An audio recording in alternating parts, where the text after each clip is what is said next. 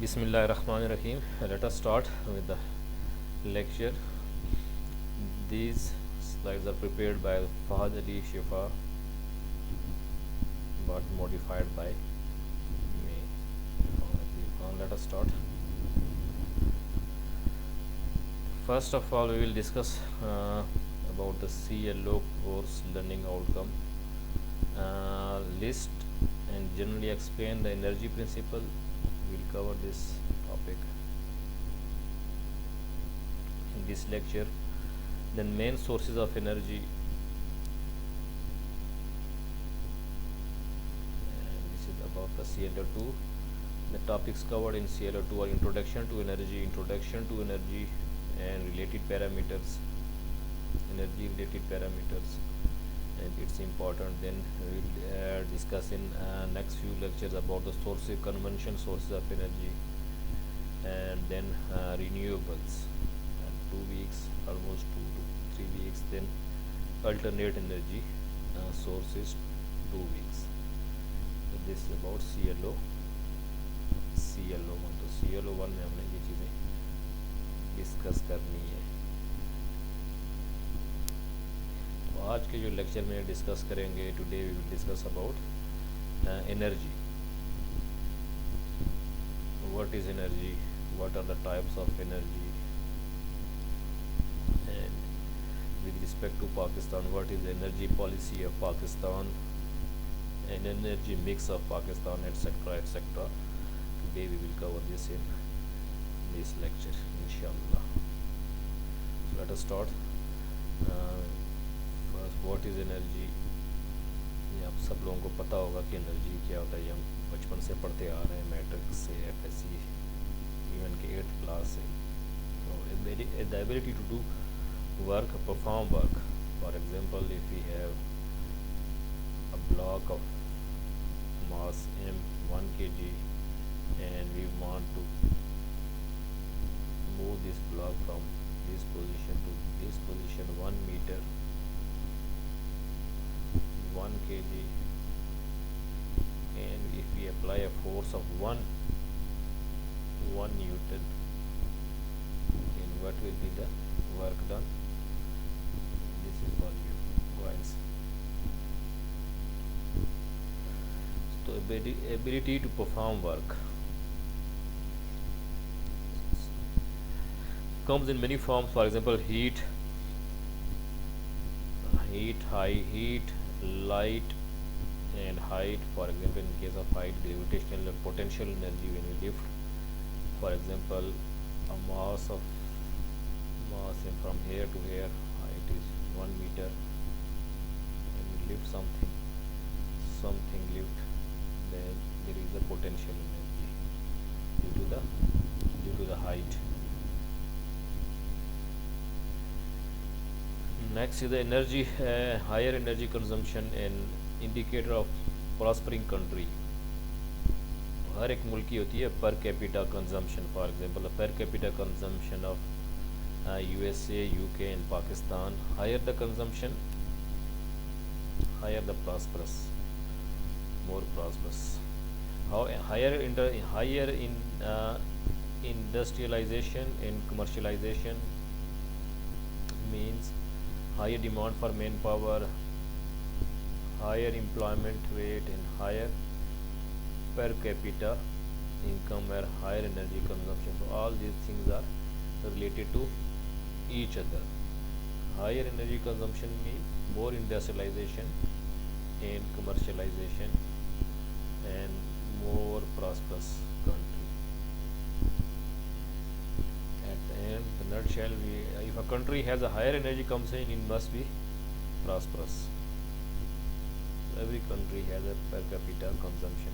Next slide we will see the energy consumption per capita. Energy sources categorized as renewable and non-renewable. Renewable are alternative sources and non-renewable are fossil fuel based. So this is the per capita electricity consumption of USA. You can see that it is about 15,000 watt. This is a watt, unit of watt. near Pakistan you can see around about 400 to 500 watts. Pakistan from World Bank and NTDC. This is the per capita. You can compare it with the other countries, for example USA, Australia, Saudi Arabia. Even you can see that has great per capita electricity consumption. So this is the more consumption, more prosperous is the country. There is the India and Pakistan almost are, you can see similar. India and Pakistan, there's very little difference between, for example, India has a per capita is a consumption of 600 watt, for example, and Pakistan is 450 to 500 watts.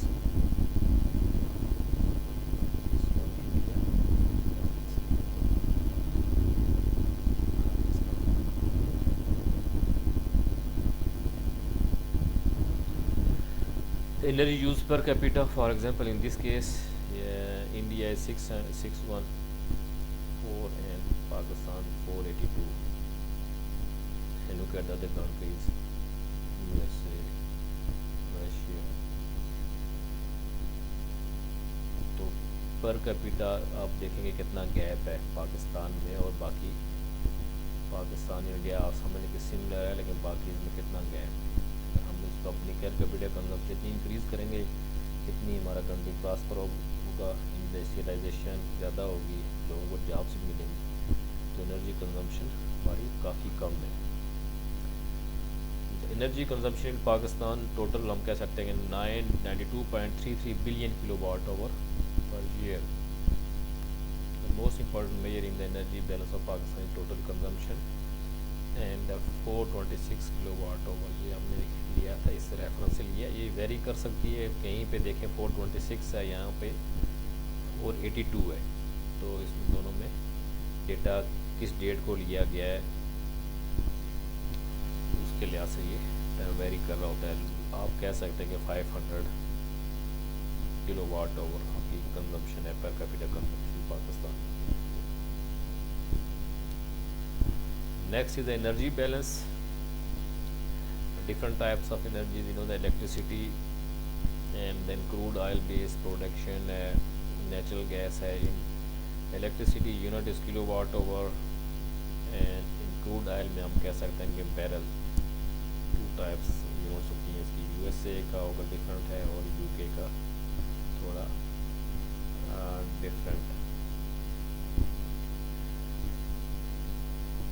Per capita इस हिसाब से आपको लगा सकते हैं per capita Pakistan की कितनी है, प्रोडक्शन कितनी है, इंपोर्ट कितनी है। आप देखें इलेक्ट्रिसिटी में हम जो है ना उतनी 1097 billion kilo watt over production है और हम इतने इंपोर्ट कर रहे हैं। इसी हिसाब से अगर ऑयल देखें तो ऑयल की हम एक्सपोर्ट भी है, इंपोर्ट ज़्यादा है और एक्सपोर्ट कम है। एक्सपोर्ट क्या हो सकती है कि ऑयल रिलेटेड जो है डिफरेंट जो बाय प्रोडक्ट्स हैं आप उसको एक्सपोर्ट कर सकते हैं। देन पर कैपिटा कंजम्पशन अब क्रूड ऑयल की कितनी है पाकिस्तान में, और आप कंपेयर कर सकते हैं यूरोप के साथ। You can compare with the Europe. Similarly per capita consumption of electricity you can compare with the Europe. इस फिगर को आप खाली आप चेक करें और को कंपेयर करें आप यूरोप के साथ। 426 कंपेयर विद 5500, तो आप कहते हैं कितना ह्यूज गैप है, very huge gap.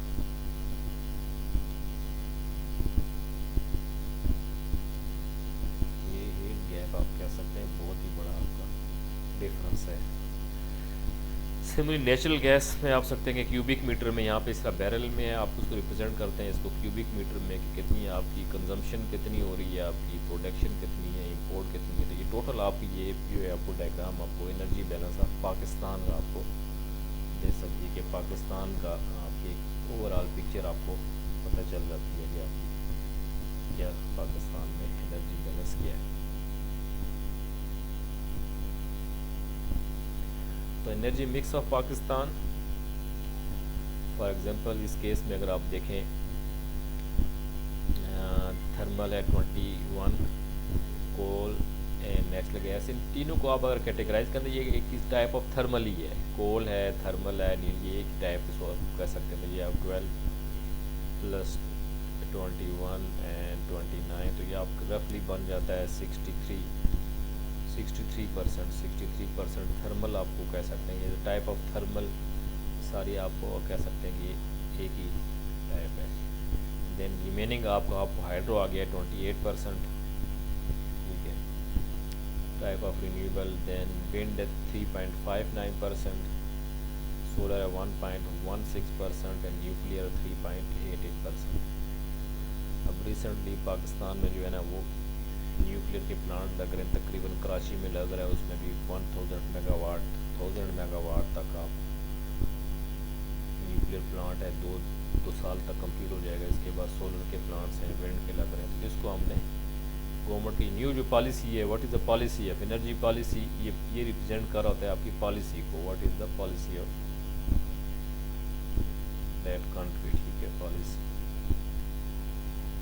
So install capacity hydro and thermal, जिस तरह पीछे डायग्राम में मैंने आपको बताया था कि थर्मल को आपको नेचुरल, कोल, गैस, आप थर्मल के अंदर ही आप कह सकते हैं कोल और गैस है, और ये डिफरेंट आपका इवन के बाद आप न्यूक्लियर को भी थर्मल के अंदर ही शामिल कर सकते हैं। ऑयल ये आपको थर्मल कैटेगरी में। तो कितनी कैपेसिटी है आप कह सकते हैं कि आप हाइड्रल के अंदर आपके पास IPPs हैं, यानी प्राइवेट सेक्टर में इंडिपेंडेंट पावर प्रोड्यूसर कितनी कर रहे हैं 195 मेगावाट, एंड जो गवर्नमेंट कर रही है 690 मेगावाट, ठीक है। इससे ज़्यादा कंट्रीब्यूशन आपके किसकी है, तरबेला डैम की है। तरबेला डैम की आप सब में तकरीबन आप 4500 मेगावाट तक इसका आ गया, ठीक है। तरबेला डैम मंगला की आप कह सकते हैं कि 1000 मेगावाट। देन इसके बाद आपका आ जाता है डिफरेंट और छोटे मोटे आपके डैम है, वर्सक डैम है, गाज़ी बरोथा डैम है। गाज़ी बरोथा के भी आप कह सकते हैं 1100 मेगावाट है। और बाकी आप कह सकते हैं कि कंबाइन आप 100 मेगावाट और की आप कह सकते हैं कि 1000 मेगावाट कंबाइन आप जो डिफरेंट आपके 200 मेगावाट 300 मेगावाट के, तो आपके ये 7000 है। रिसेंटली शायद इसके अंदर इंक्रीज़ भी हुआ है। इंक्रीज़ में क्या है, नीलम झेलम आप कह सकते हैं कि 960 मेगावाट है। रिसेंटली ये इसका 960 मेगावाट इसके अंदर शायद शामिल ना हो। एंड देन अपकमिंग जो प्रोजेक्ट्स हैं उसमें आपका 800 मेगावाट नियरली आप कह सकते हैं करोड़ पावर, ये भी आपको साल के अंदर कंप्लीट होने वाला है। उसके बाद सूखी किनारी 600 मेगावाट है डिफरेंट। इसके बाद आपका जो ये अंडर कंस्ट्रक्शन है, ये अब जो कंस्ट्रक्ट होने वाले हैं कोहाला है वो तकरीबन 1200 मेगावाट। आज़ाद पतन डिफरेंट जो है ना आपकी इसमें, फिर और मेनली जो कंट्रीब्यूट करेगा वो इसमें होगा द्यामिर भाषा डैम, वो आप कह समझते हैं कि इक्वलेंट टू तरबेला 4500 मेगावाट तक। तो इसमें काफ़ी आपका जंप आ जाएगा, और ये 2028 तक जो है ना इसकी कंप्लीशन हो जाएगी।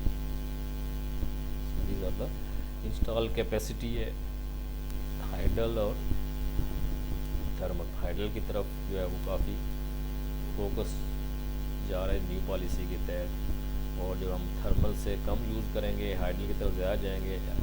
इनिशियल कास्ट ज़्यादा है लेकिन लॉन्ग टर्म में आपको फिर हाइडल का फ़ायदा है। तो टोटल कैपेसिटी आपकी आ गई 22,571 अप्रॉक्सीमेटली। ये डेटा डिपेंड करता है कि आपने ये डेटा कहाँ से लिया है। Okay, so let us start renewable versus fossil fuel based energy, green versus brown. Green versus brown आपको कोल वगैरह या नेचुरल रिसोर्सेज हैं। ग्रीन जो आपको जो ग्रीन हाउस गैस इसमें आपको प्रोड्यूस इफेक्ट ना हो, उसको आप कह सकते हैं रिन्यूएबल या अल्टरनेट सोर्स को आपको ग्रीन में भी कह सकते हैं।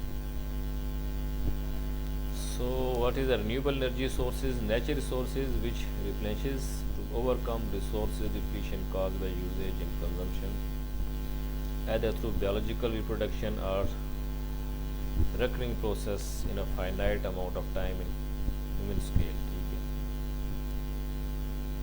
इसके केस में आप कह सकते हैं कि recurring process, वैसे तो आप कह सकते हैं कुल्लु मन लगी अफान, हर किसी ने ख़त्म होना है, लेकिन रिन्यूएबल आप कह सकते हैं कि वो रिसोर्स है जो आपको रिपीटेडली आप उसको रीयूज़ कर सकें. फॉर एग्जांपल सोलर, जब तक सूरज है, सूरज एनर्जी तो आपकी हवा भी चलती रहेगी, आपकी पूरा जो आपका वाटर सिस्टम है, चेन है, ठीक है, वो ये कंटिन्यू रहेगा. तो ये सब का सब डिपेंड करता है ह्यूमन टाइम स्केल के ऊपर. अदरवाइज़ एक ना एक दिन तो ये सब लोगों ने, सब चीज़ों ने ख़त्म होना ही है. ठीक, तो यानी कि रिन्यूएबल आप कह सकते हैं जो डिप्लीटेड रिसोर्सेज ना हो, डिप्लीशन ना हो रही हो, आप कह सकते हैं वो रिन्यूएबल एनर्जी रिसोर्सेज, उसको अल्टरनेट एनर्जी भी कह सकते हैं. अल्टरनेट एंड रिन्यूएबल ऑलमोस्ट आप कह सकते हैं कि same. Fossil fuel based sources, natural resources of economic value that can be replaced by natural means can not be replaced by natural means. इसमें आपका ये आ सकते हैं. For example formation of oil, coal, natural gas takes billion of years. तो ये fossil fuel and renewable में दोनों में क्या डिफरेंस है. Water as a resource has been in use for decades to produce electricity. Conventional energy में आप कह सकते हैं कि जिस वक्त जो हमारे पास है वो कन्वेंशनल में जो अब यूज़ हो रहा है वो रिन्यूएबल के छोड़ दिए है, तो ये भी रिन्यूएबल ही आप कह सकते हैं, लेकिन वो वाटर रिसोर्स है. तो इस केस में आप कह सकते हैं ये भी ग्रीन, यानी कन्वेंशनल में ये भी ग्रीन सोर्स आप उसको कह सकते हैं, ग्रीन एनर्जी आपको कह सकते हैं कन्वेंशनल के अंदर. Already doesn't produce emission while in operation but may affect economic ecosystem, local habitat. ये हम डिस्कस करेंगे later in environmental effect of different power station की. फॉर एग्जांपल आपका थर्मल पावर स्टेशन है, डीजल पावर स्टेशन है, nuclear power station है, hydel power station है, उसकी इन्वायरमेंटल इफेक्ट क्या है ये CLO2 के अंदर हम डिस्कस कर सकते हैं. साथ साथ भी कर सकते हैं, लेकिन ज़्यादा डिटेल में हम CLO2 में हम करेंगे. Next is alternate energy resources definitions. There are different definitions of alternate energy sources. Princeton world net की तरफ से है, नेचुरल रिसोर्स डिफेंस काउंसिल है, उसके बाद मटेरियल्स मैनेजमेंट है, और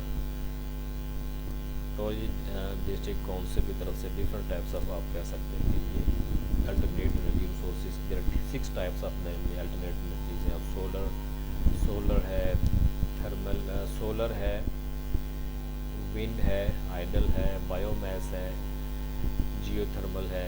तो ये आपके अल्टरनेट एनर्जी रिसोर्सेज, आप फ्यूल सेल को भी आप कह सकते हैं. Energy derived from sources that do not use natural resources. Use of natural resources harm environment. इसके अंदर भी इन्वायरमेंट है, इसके अंदर भी आप देखिए सेकंड डेफिनेशन में आपकी क्या है, अल्टरनेट एनर्जी इन्वायरमेंटली साउंड या इन्वायरमेंटली फ्रेंडली. तो फर्स्ट 2 डेफिनेशन जो है वो ऑलमोस्टली क्लोजली रिलेटेड है कि आपकी इसके अंदर ऐसी रिसोर्स आप यूज़ करो जिसके आपकी अंदर इन्वायरमेंटल फ्रेंडली हो. Fuel sources that are other than those derived from fossil fuels. तो एक और डेफिनेशन भी आप सिंपली कह सकते हैं कि fuel resources other than fossil fuels. Other than fossil fuels को भी आप प्लेस कर सकते हैं कि alternate other than fossil fuels energy resources आप कह सकते हैं कि वो भी alternate energy resources. For example है ये विंड है, solar, biomass, wave and tidal energy. Tidal energy another definition, energy generated from alternative to fossil fuels. यानी अल्टरनेटिव ये इसकी और ये 2 और 3 तकरीबन आप देखें दोनों सेम ही है. अल्टरनेटिव का यहाँ पे वर्ड यूज़ किया गया है, और यहाँ पे क्या अदर देन फॉसिल फ्यूल्स, और यहाँ पे alternative to the fossil fuels. दोनों डेफिनेशन एक किस्म की सेम ही है. So these are the definitions of alternate energy resources. Okay, so next energy policy of Pakistan. इस स्लाइड का पर्पस आपको सही नज़र नहीं आ रही होगी, लेकिन एक पर्पस इसका स्लाइड का ये कि कम अज़ कम आपको थोड़ी डेट्स पता होनी चाहिए कि आपकी एनर्जी पॉलिसी, पाकिस्तान की फ़र्स्ट एनर्जी पॉलिसी 1994 की एनर्जी पॉलिसी, आप किसी को इंटरेस्ट और डिटेल आपको देख सकते हैं, डॉक्यूमेंट डाउनलोड कर सकते हैं। 1994 एनर्जी पॉलिसी, दिन 1995 या 96 भी कह सकते हैं, ज़्यादा जो है ना यहाँ पे 96 है, लेकिन ज़्यादा जो फेमस है वो 1996 की है, उसको 90 एनर्जी पॉलिसी ऑफ 1996। ये फर्स्ट ईरा, ये सेकंड ईरा ऑफ बेनज़ीर गुलवाशी का दौर था, जिसके ऊपर काफ़ी इस एनर्जी पॉलिसी के ऊपर काफ़ी क्रिटिसाइज़ किया जाता है इसके ऊपर। नेक्स्ट है 1998 एनर्जी पॉलिसी, इसी की बेस के ऊपर कुछ इसके अंदर चेंजेस करके 1998 और देन 2006 की एनर्जी पॉलिसी 206 है, और 1996 98 एनर्जी पॉलिसी, और फाइनली 2013 एनर्जी पॉलिसी। डिफरेंट जो चेंजेस आती रही हैं, आप ये तो आइडिया हो सकता है कि इसके अंदर काफ़ी जो है वो डिबेट होती रही है। जो आपकी डिफरेंट स्टडीज़ हैं, कुछ स्टडीज़ ग्रुप हैं कि एनर्जी पॉलिसी की वजह से पाकिस्तान का शॉर्ट वर्ड में आप कह सकते हैं कि बेड़ा गर्क हुआ है, क्योंकि एनर्जी पॉलिसीज़ के ऊपर लोगों ने रिसर्च की हुई है, और फिर उन रिसर्च के आउटकम निकाल के कंक्लूजन किया हुआ कि इसके पाकिस्तान के इसकी मैशियत के ऊपर क्या इफ़ेक्ट पड़ा है। तो अगर आप कह सकेंगे पाकिस्तान के मौजूदा हालात की ज़िम्मेदार वन ऑफ द आप 3-4 जो बुनियादी वजूहत होंगी, उनमें से एक बुनियादी वजह आपकी flawed energy policy of 1996 and its continuation आप कह सकते हैं। Next is the major policies and legislation related to power sector. इस स्लाइड का पर्पज़ है जस्ट आपको शो करने के लिए 206 के अंदर आपकी alternate and renewable energy policy, जो हमारे कोर्स का नाम भी है alternate and renewable energy policy, बस 2006 अल्टरनेटिव है। दैन 2013 रिवाइज्ड पॉलिसी है, और कुछ लेजिस्लेशन है 1994 वापटा अमेंडमेंट एक्ट है, 1996 regulation of generation, and then 2018 जो लेटेस्ट है अमेंडमेंट ऑफ नेपरा एक्ट। आपको तो इसके अंदर जो क्या है 20 alternate and renewable energy policy government की 206 के इसके अंदर भी आप चेंजेस वगैरह आती रही हैं इस बेसिक पॉलिसी के अंदर तो क्या है, लेकिन इसको भी हम डिस्कस कर सकते हैं। पॉलिसी के ऊपर पूरा एक अलग सब्जेक्ट हो सकता है कि पॉलिसीज़ क्या होती हैं, क्या इम्प्लीमेंट होती हैं, इम्प्लीमेंट होने में क्या रुकावट है, क्यों नहीं होती, उनके इफेक्ट क्या होता है, ये सब कुछ हम पॉलिसी एनर्जी पॉलिसी वाला सब्जेक्ट है उसके अंदर डिस्कस हो सकता है। नेक्स्ट इज़ इसके अंदर जस्ट रिलेट करने के लिए कि organisational structure of the power sector, इसके अंदर alternate energy development board renewable energy एक आपको बनाया गया है गवर्नमेंट ऑफ पाकिस्तान के अंदर, जो काम करता है मिनिस्ट्री ऑफ एनर्जी के ऊपर। तो इतना आपको पता होना चाहिए कि मिनिस्टर हमारा कौन है, और एक और मिनिस्ट्री ऑफ वाटर है जिसके अंदर आपने वाटर काम करता है। तो जितने भी जो अल्टरनेटिव एनर्जी और रिन्यूएबल एनर्जी रिलेटेड जो है वो एक्टिविटीज़ होती हैं पाकिस्तान के अंदर, वो मिनिस्ट्री ऑफ एनर्जी के नीचे अल्टरनेटिव एनर्जी डेवलपमेंट बोर्ड जो है वो काम सर अंजाम देता है।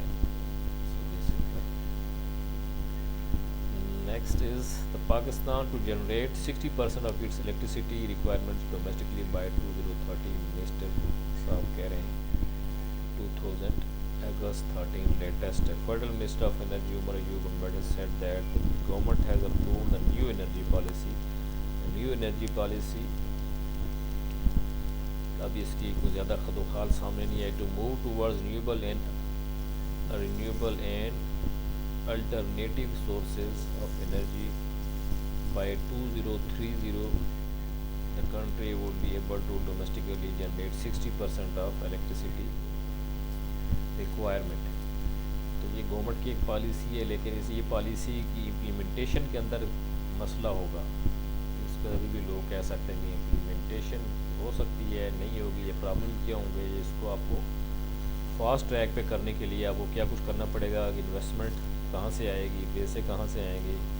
तो ये सारा का सारा ये एक एम्बिशियस गोल है गवर्नमेंट का, लेकिन वर्ल्ड बैंक या इस तरह के यूएनओ वाले भी कहते हैं कि ये बड़ा एम्बिशियस फिगर है, कम अरसे के अंदर इतनी बड़ी अचीवमेंट पॉसिबल नहीं है। अगर आप कम से कम 60% ना भी करें, 40% भी आप करें तो ये भी हमारी एक अचीवमेंट होगी।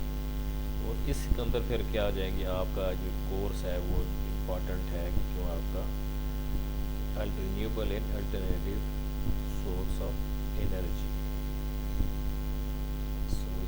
नेक्स्ट इसी से फिर आप जो इसी गोल के तहत हम दे सकते हैं कि कोल पावर जनरेशन आपको 2020 तक और 2040 तक जो क्या हो सकता है, कोल या थर्मल का क्या है, और रिन्यूएबल का आपने क्या करना, आपने एनर्जी प्रोड्यूस करनी है अगले 20 सालों में आपका।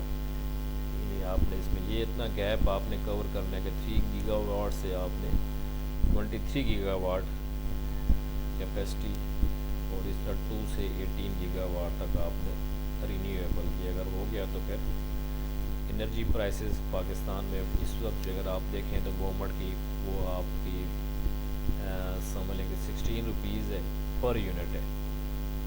तो इसको अगर हम कम करके 10 रुपीज़ या आप 10 रुपीज़ तक भी लेके आएँ तो काफ़ी ग्रोथ हो जाएगी कंट्री के अंदर। ग्रोथ से सारा का सारा इफेक्ट पड़ता है इन सब चीज़ों के ऊपर, लेकिन डिपेंड करता है ये होगा कैसे। Next is the energy principal.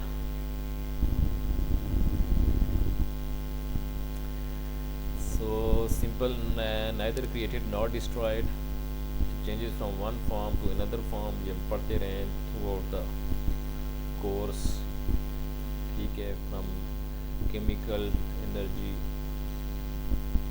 To mechanical energy and photovoltaic से डायरेक्टली आप इलेक्ट्रिकल में कन्वर्ट कर सकते हैं, ठीक है। ये नेक्स्ट एक डायग्राम है कि आपको क्लियर हो जाएगा। The total amount of energy in universe remains the same. Energy efficiency, amount of useful energy obtained from a system, human body is less than 5% efficient। तो रिमेनिंग आपकी क्या हो जाएगी, वो आपके अंदर हीट के अंदर कन्वर्ट हो जाएगी। तो इसी डायग्राम की एनर्जी प्रिंसिपल्स की ये कन्वर्जन है, आप यहाँ से दे सकते हैं। Mostly all form of energy are converted into somewhat आपको रोटेटिंग पार्ट्स। मैकेनिकल में न्यूक्लियर आपको nuclear into thermal and then thermal into mechanical and then mechanical into electrical। Similarly gravitational into mechanical then electrical, wind into mechanical then electrical। सिर्फ solar जो है वो क्या, इसमें कोई रोटेटिंग पार्ट नहीं है, सोलर डायरेक्टली इंटू इलेक्ट्रिकल। लेकिन एक थर्मल वाला भी हो सकता है कि सोलर से into thermal and then back into solar into thermal and then back into mechanical and एक इलेक्ट्रिकल। ये वाला पार्ट भी आपका सोलर का है कि आपको सोलर डिशेज़ होंगी, सन रेज़ को रिफ्लेक्ट करती हैं एक ख़ास एक पॉइंट के ऊपर और हीट करके थर्मल से हम इलेक्ट्रिकल अचीव कर सकते हैं। सिमिलरली केमिकल इंटू डायरेक्टली आपको जैसे सेल है, फ्यूल सेल है, इंटू इलेक्ट्रिकल भी हो सकता है। लेकिन केमिकल कोल गैस ये भी एक किस्म केमिकल, ये से हम chemical into thermal and then electrical में हम कन्वर्ट कर सकते हैं। Forms of energy, there are different categories। for example potential energy, stored energy। potential energy क्या है, stored energy या energy of position। आपकी अगर हाइट से यहाँ पे है या हाइट से यहाँ पे लिफ्ट करेंगे तो आपको क्या हो जाएगी, पोटेंशियल एनर्जी डिपेंड करेगा हाइट की। Chemical energy stored in bonds of atoms and molecules. Mechanical energy stored in objects by tension. Nuclear energy, energy stored in nucleus of an atom. Gravitational energy, energy stored in objects height. Potential और gravitation energy को आप समझ सकते हैं कि आपस में related है। Then kinetic energy, energy from moving bodies. Radiant energy electromagnetic है। थर्मल एनर्जी है, come from movement of atoms and nucleus. Motion energy stored in movements of objects. Electrical energy movements of electron. तो हमारा last क्या हो गया, electrical energy. हमने at the end हमने कहीं ना कहीं इलेक्ट्रिकल एनर्जी हमने लेनी होती है क्योंकि it is clean and easily controlled। we can controlled is an electrical energy।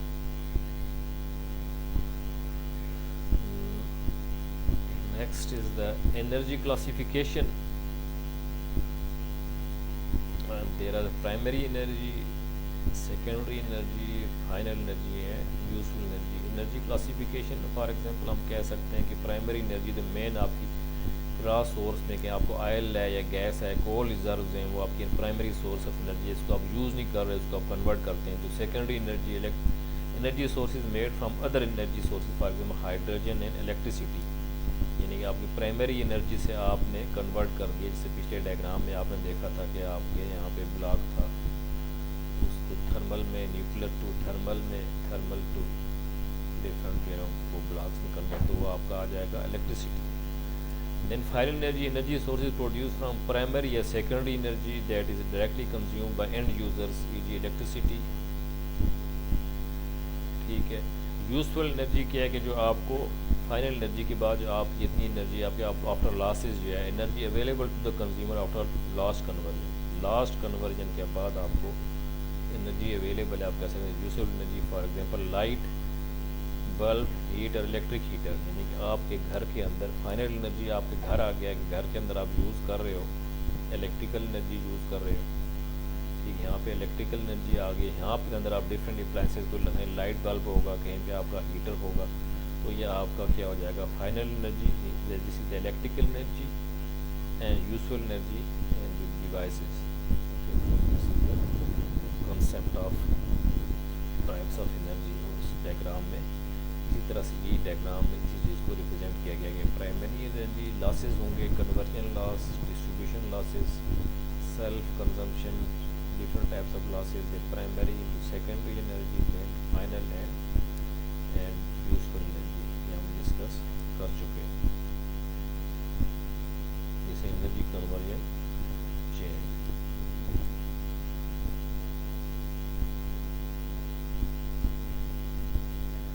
Next energy units. अगर आपको ऑयल है या गैस है तो उसके लिए डिफरेंट बैरल्स या क्यूबिक मीटर आप यूज़ करते हैं। There are 2 types of barrel, US है एंड यूके है। जस्ट आपको gallons, barrels, gallons and then tons, ये आपको डिफरेंट अमाउंट आप कह सकते हैं कि कितने केजी का यूएस टन है 90106 केजी, ये इसको आप टन, मैट्रिक टन और टन है वो आपको नॉर्मली हम ये यूज़ करते हैं मैट्रिक टन 1000 केजी को मैट्रिक टन हम कह सकते हैं। जैसे बैरल्स है, देन द एनर्जी यूनिट्स, इसी हिसाब से एनर्जी यूनिट्स।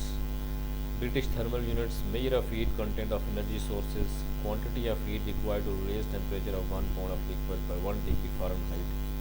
ठीक है, 1 डिग्री फ़ारेनहाइट 1 पाउंड, तो आप कह सकते हैं कि वो 1 BTU है। सिंपल आपका बैरल्स ऑफ ऑयल इक्विवेलेंट, तो इक्विवेलेंट से ये आ जाती हैं कि कितने way of standardising energy resources to energy in 1 barrel of oil. Standardisation of energy to 1 barrel of oil, एक बैरल ऑफ ऑयल के अंदर क्या होगा आपको आप कह सकते हैं। एग्जाम्पल आपको दी गई है एनर्जी यूनिट्स के अंदर, आप देखें million tons of oil equivalent amount of energy release by burning 1 mega million tons of crude oil.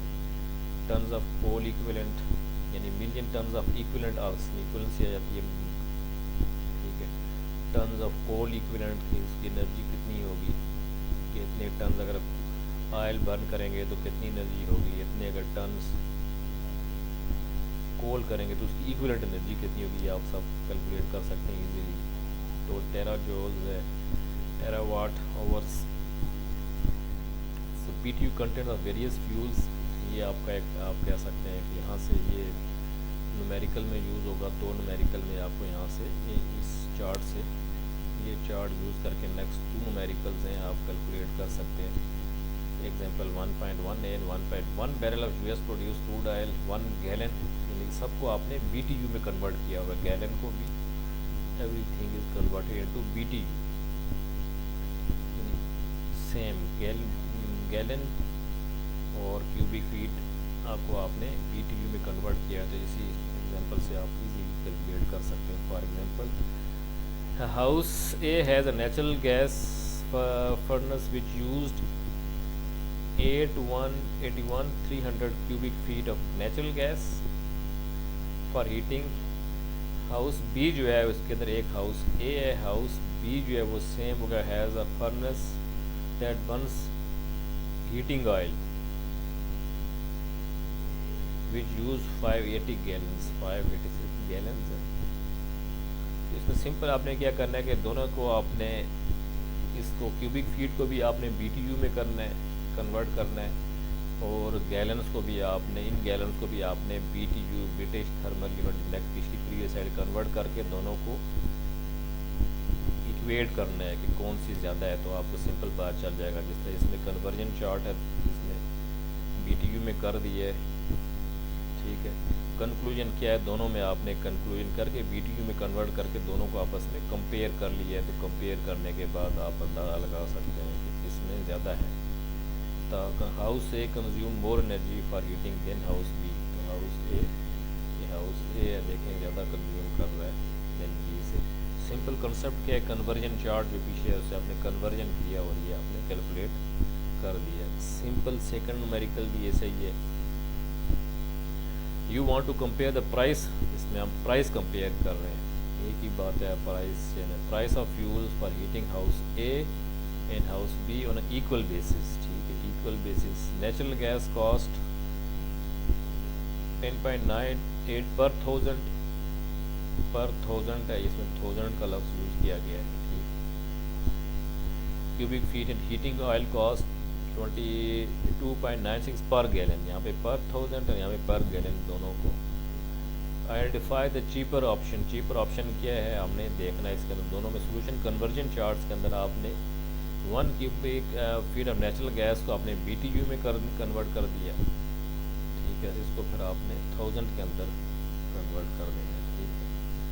तो 1000 क्यूबिक फीट नेचुरल गैस को आपने कन्वर्ट कर दिया, तो ये इसके अंदर 1.03 MBTU आपका ये आ गया। कॉस्ट ऑफ नेचुरल गैस पर मिलियन, इसकी कास्ट निकाल ली आपने, जस्ट आपने पर यूनिट कास्ट निकाल ली, तो कास्ट इसकी ये आ गई। सिमिलरली आपने gallon 1 gallon of heating oil को आप MBTU में आपने कन्वर्ट कर दिया, यहाँ पे पर गैलन था, ठीक है, सिंपल पर गैलन है, तो आपका ये आ गया। जस्ट आपने इसको पर यूनिट कास्ट निकाली, डिवाइड करके निकाल लिए, दोनों को फिर आपने कंपेयर कर दिया। तो इसमें जब कंपेरिजन आप करेंगे तो आपको conclude natural gas is 21.37 divide with approximately 2 times cheaper than oil. इस टाइप का न्यूमेरिकल आपको आ सकता है। नेक्स्ट है units of energy. Mechanical energy आप कह सकते हैं कि सिस्टम इंटरनेशनल के अंदर है न्यूटन है, मीटर है और जॉल, देन है वाट सेकेंड और जॉल आपका इलेक्ट्रिकल एनर्जी। हीट के अंदर आपका कैलोरीज आपका डिफरेंट आपकी, तो इसकी आपकी इंटर रिलेशनशिप क्या है, 1 kilowatt hour is equal to how many joules and 1 calorie is equal to how many joules. Simply ये आपका इलेक्ट्रिकल और हीट कन्वर्जन ये आपका मोस्टली यूज़ हो रहा होता है आपको। For example electrical and heat mostly use 1 kilowatt over 1 unit is equal to 860 kilo calories. 1 kilowatt के अंदर आपके 860 किलो कैलोरीज है। नेक्स्ट इसमें हम देख सकते हैं कि एग्जांपल है कि आपके फॉर एग्जांपल ये रिजर्व हैं कोल्स के, उसकी कोल की रिज़र्व है, उसकी इक्विवेलेंट जो है एनर्जी 1 kg, अगर 1 kg ऑफ कोल अगर हम कह सकते हैं कि वो एनर्जी पोजेस कर रहा है 8000 किलो कैलोरीज, तो आप कैलकुलेट करोगे टोटल इतने tons of mega tons of जो कोल है उस कितनी इलेक्ट्रिक एनर्जी कंजम्पशन हो सकती है। तो इसमें कन्वर्जन रेट हो सकता है कि क्या किस तरह कन्वर्ट करेंगे, रिलेशनशिप क्या है, और दूसरा एफिशिएंसी होती है कि 30% यूज़ हो रहा है, ओनली 30%। तो आप जो है ना इक्विवेलेंट इलेक्ट्रिकल एनर्जी कैलकुलेट कर सकते हो। जिस तरह इसके अंदर हर एक फ्यूल की आपको कैलोरीफिक वैल्यू दी गई है। Different types of cold and solid fuels है, डिफरेंट वैल्यूज़ हैं, 8560 kilo calories. Different types of liquid fuels, heavy oil, diesel oil and different energy values. Natural gas and this is the energy value and this is the composition. Calorific value of fuel हमने calculate कर सकते हैं।